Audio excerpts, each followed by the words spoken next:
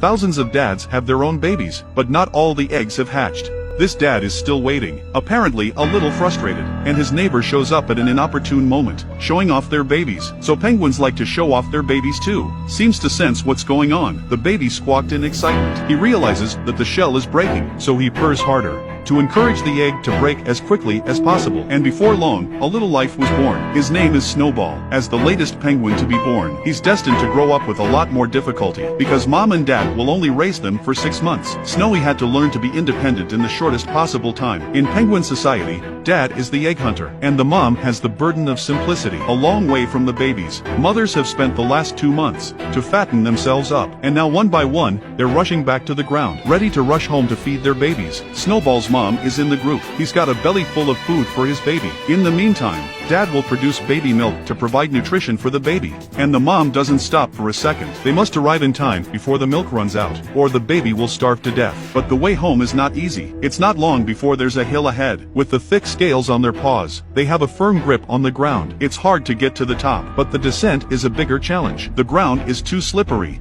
So slippery that they keep slipping and falling.